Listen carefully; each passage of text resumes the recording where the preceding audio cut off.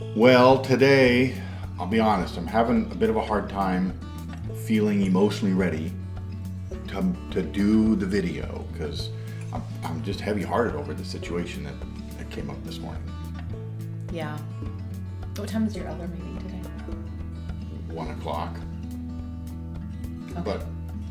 But like I was saying, I'm just having a hard time focusing in on this, getting this done because I'm just easily distracted. I know, me too. I've been thinking about all of these things and I've got so much going on today and my mind's kind of just racing and I've got a lot that is on my mind, and so we'll see how today works out, but I guess just one thing at a time and I'll see how I do. Okay. That was a little mock-up of what we're going to be talking about today, because I think this happens to us all quite often. Trying to share your heart in marriage, trying to express like, hey, here's something going on, but you don't really feel or even get heard. There's a lot of distractions, a lot of self-referencing, and a lot of other ways that we don't listen very well. Yeah. So today we're talking about active listening, and it's called active listening for a reason. It's active. It's not passive listening, it's active listening. So we're going to discuss that today, and I'm really excited because this is something we can all grow in and need reminders for, because it does not come naturally. So we are Brian and Elisa Hope, and with a lot of years as a pastor And a lot of years as a mental health therapist, and even more years being married to each other, we have hopes for your marriage. here we go. We said it at the same time. I know. That's great. Now, Being an active listener, what does that mean? yeah, I mean, I'll be honest. I mean, I know I struggle with listening, and so active listening. Yeah, not that. Stop. Okay. So we're going to start, just for clarification, what active listening is not, because sometimes that brings into clarity what it is, which we'll get to here in just a minute. So active listening, being a good listener, isn't just being quiet. We need to start sometimes with just shutting our mouths and listening, but being an active listener isn't just about being quiet. Correct. It's also not about being easily distracted, which some of us are prone to more than others. I know, I shouldn't call you out like that. I know. So no, active listening is not distracted listening.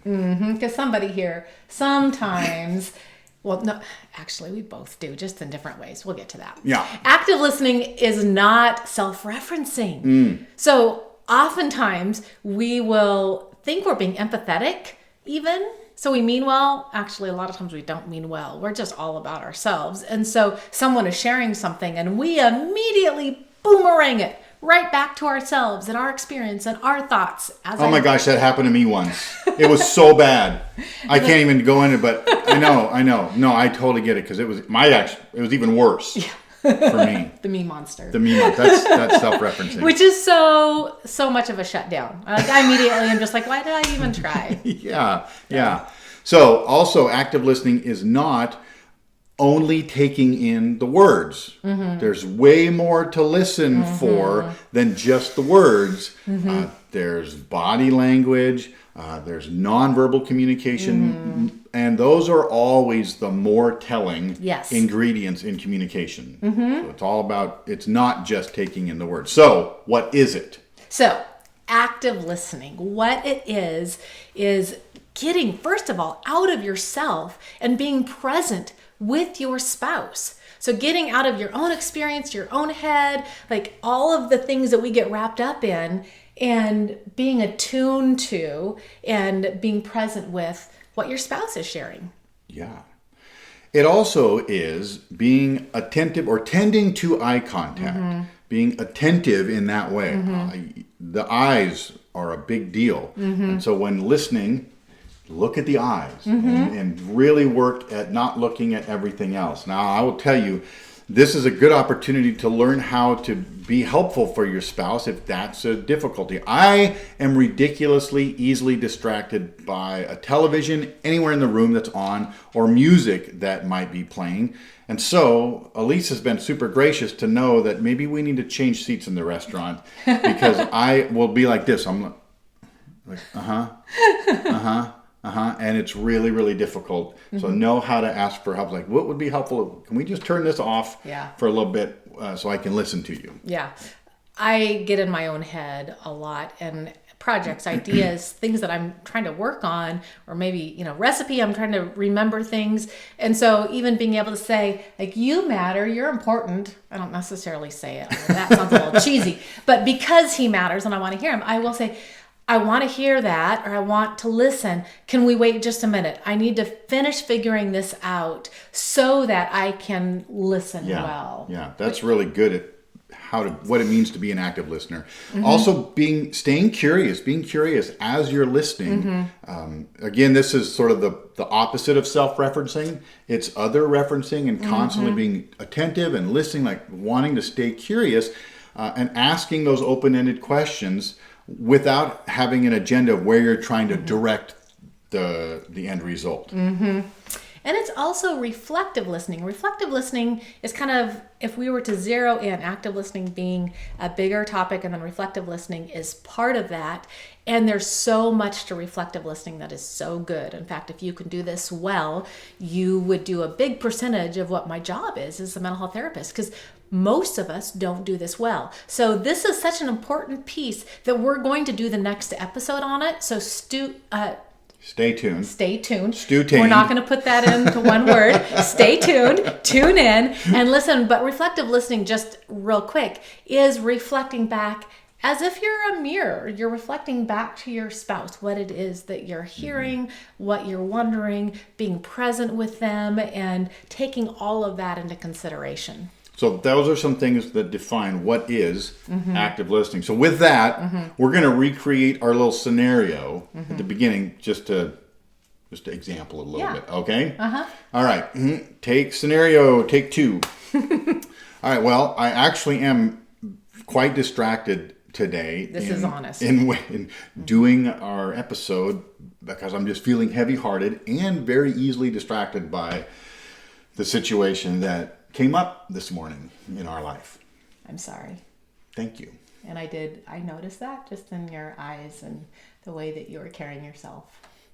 It's hard to feel like, we're going to go and do this thing, and it's completely apart from this big issue that came up, and so it feels heavy. I'm sorry. Thanks. Appreciate it. Do you need anything? I don't know. I need to feel better at some point, but I know that you're here, and that's awesome. Thank you. Love you. Oh, I love you. Okay, I'm just going to tell you right now, even though we had planned that, the feelings that it brings up are so alive and real, even though, the situation we're talking about is actual and real. And even knowing that, okay, this is when Elisa's going to active listen for me, I was like, that's real. I just feel so much better. So thank you. Yeah. So some gospel. Yeah, there's some really beautiful good news, deeper good news in all this, because as Elisa said, we know that we all are not the perfect active listeners, and we didn't marry the perfect active listener. So there's going to come times in your life and in your marriage where you don't feel heard. You're not heard. And you're not heard. Yeah. But God, in his grace through Jesus, promises that he hears us.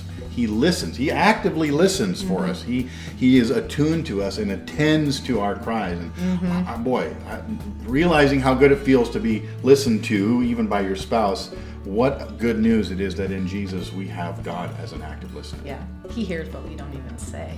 He knows more than we even know to put words to.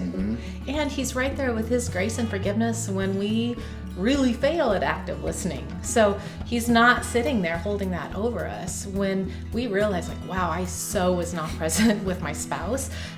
In that gives us the freedom to come back and say, God, I need your forgiveness. Thank you for your grace. And we can seek that in our spouse and try again. Because honestly, in marriage, there's a whole lot of just trying again. So today and this week, we hope that you are able to employ some of these skills of just active listening and see how it affects you and your heart and the heart of your spouse. Yep. I think you will be happily surprised. We'll see you next time. Bye. Bye.